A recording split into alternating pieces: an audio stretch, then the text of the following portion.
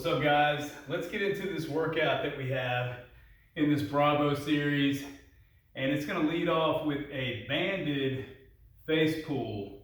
So I'm going to be working the upper part of my back, rear shoulders, muscles around the shoulder blades here as we pull back. I have my band anchored up high. So here's the keys here. I'm going to get into a staggered foot stance, and I have my hands high. Watch how my elbows are high and outside as I pull this band into my nose. So I'm literally pulling this into my face, and I'm trying to pull my elbows back and behind me, and I'm squeezing my shoulder blades together so my shoulder blades are retracting or coming back towards my spine. So once again, narrow grip on my band, staggered foot stance, doesn't matter which leg is in front. Hands are high, pulling the band into my face, elbows are high and outside, getting a good squeeze. 1, 2, right back. Remember, it's all about the tension. So I'm controlling the tension of this band as it wants to snap back towards the anchor point. So we'll do the prescribed repetitions, high and outside, squeezing those shoulder blades, face pull. All right, so next up in this giant set where we have these 3 exercises, we started off with the banded face pull. I'm going to get back into this hollow body position that you guys are familiar with from a previous workout. But remember, this is my hollow body hold position. I'm pointing my toes, abdominal muscles, my core muscles are having to engage. But I want to get back into this hollow body position, and then from here, I'm going to press. So nice and slow, elbows hit the ground, under control, right back up. So my elbows hit the ground, right back up, straightening out my arms at the top. But notice this nice controlled repetition that we have. So it could be pause at the bottom, 1, 2, 1, right back down, 1, 2. And we would go through the prescribed repetitions with that hollow body dumbbell press. All right, so on this next exercise, this is a postural stability, core stability drill. It's a high-low carry. This is going to be good for shoulder stability. We're going to have a lighter weight, a wider implement with the top carry position. A heavier object is going to be in this lower suitcase carry position. I'm responsible for maintaining good posture. I don't want to be too far to either side, and I don't want my spine going into overextension or into this flexed postural position. So the way that this one looks is you might have to get creative with what you're going to be picking up. I happen to have a kettlebell and a dumbbell. So I'm here from the shoulder straight up. I'm going to lock that arm out. Notice how I have bicep into ear, and I'm trying to put this dumbbell into the ceiling.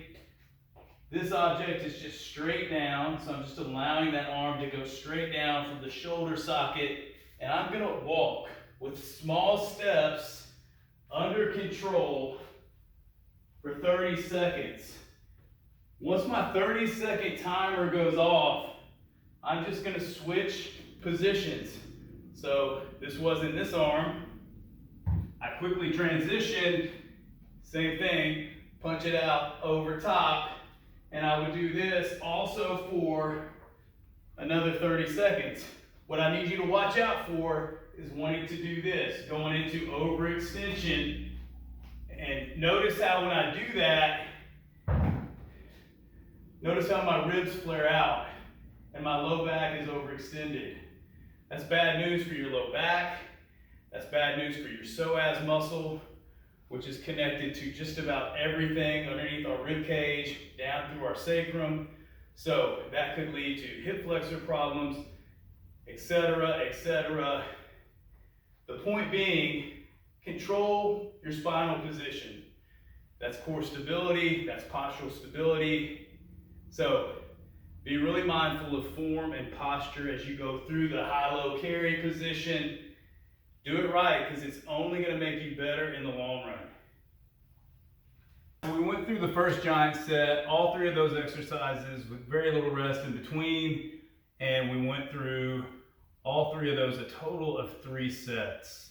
And we had a little bit of rest after set 1. We'd rest about a minute, we'd get right back into it. And once we finished that, we would rest, hydrate, check in with each other, see how we're doing. And then we would get into the second giant set, 3 more exercises, that's going to initiate with a hinge exercise, and we're going to do a top-down deadlift variation. So you can see I'm purposefully up against this wall. So this is a hinge exercise. I'm going to be using as my weighted object this sandbag. So I have my sandbag here, and I'm going to get far enough away from this wall, but I want you to think of this wall as being my target. So I have my feet just underneath my hips. So my feet are hip width apart.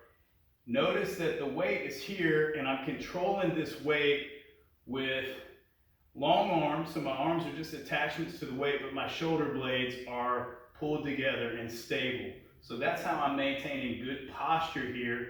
My abdominal muscles on the front side are engaged, and my shoulder blades are pulled back towards each other to give me this nice postural position.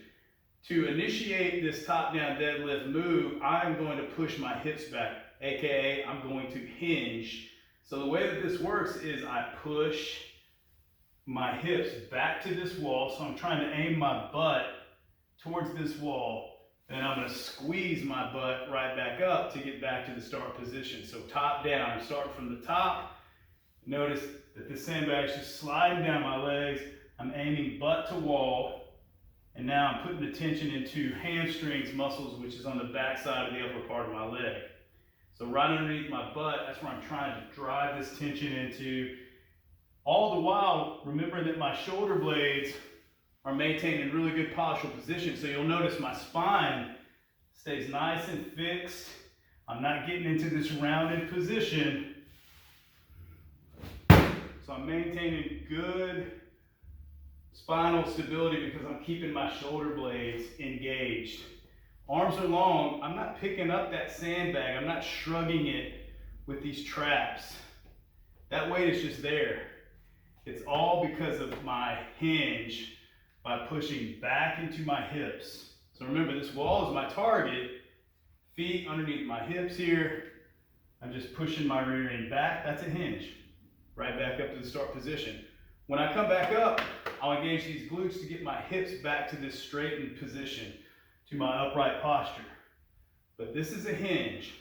This is a hinge pattern, loading into hammies. All right, so we go directly from the top-down deadlift variation into a banded single leg deadlift. We're gonna have a little bit of support though, because we call this a kickstand deadlift. So I have my band just already around my neck here, but I'm going to step on it and create some tension. So this leg is my working leg. I'm going to get this leg out of the way. Now if you have really good balance, you can just pick this leg up all together if you want to, and you can just go right into this variation. I'm loading into the hamstring. I pop right back up. I like this one, just a little bit of stabilization back here with this toe, of getting this leg out of the way. So this is my kickstand. I'm driving back, hinging into this leg, into the belly of that hamstring, 1, 2, right back up. Slowly hinging back, just like we did up against the wall. Spinal posture is good. Right back up. So if I get in this direction, you can see this from another angle. I'm just going to hinge, sitting back into this glute, feeling the tension right there in this hamstring, squeezing right back up, slowly hinging back. I stay here for a second, 1, 2, all about the tension. So as I come up, I'm working against this band. So this band is probably medium tension. So you pick the one that's going to be appropriate. That's the kickstand single leg deadlift variation, and it's a good one. I like it. So we've done top down deadlift. We've done our kickstand single leg deadlift. We're not wasting any time. We're getting into the third exercise of this giant set, and it's an explosive exercise, explosive squat jumps. Now I want you to really pay attention at how I do these because I'm very deliberate and I'm very explosive on every single rep. We're doing 5 repetitions.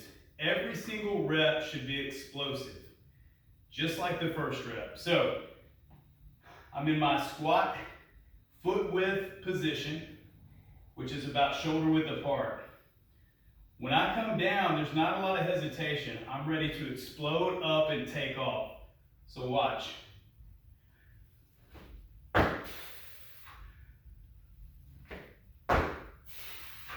So each time I land under control, I come back to this top position, I reset, land under control. So that's our explosive squat jump. I want your heart rate to be up on those. I want you to explode and try to go through the ceiling wherever you are. You're gonna rest for about a minute, then you'll get right back into top down deadlift, single leg deadlift, back into that explosive squat jump. We'll run through that, just like we've been doing 3 times, and then we have a finisher. Our finisher for stamina, for endurance, it's a 3-minute, as many repetitions as possible of 8-count bodybuilders. And here's your task, no stopping. Steady pace, slow is smooth, smooth is fast. Let's go over the 8-count bodybuilder because there is a little confusion on our steps. There's 8 things involved in an 8-count bodybuilder. Duh, right? So here's 1. 1, I squat down, my hands touch the ground. 2, back with my legs. 3, on the push-up down. 4, coming up. 5, feet out. 6, 7, 8, standing up. Notice there's not a jump that's on that. And I don't care what Huff says. My sources tell me this is the proper way to do an 8-count bodybuilder. So once again, 1, 2, 3, 4, 5, 6, 7, 1. 1, 2, 3, 4, 5, 6, 7, 2. Sound off. 3-minute running clock. Like I said, find a pace to where you can do that without stopping. Record the number of 8-count bodybuilders that you get. Moving forward, I want you to measure this, and hopefully you see a nice progression going up as your conditioning improves. All right, let's do it.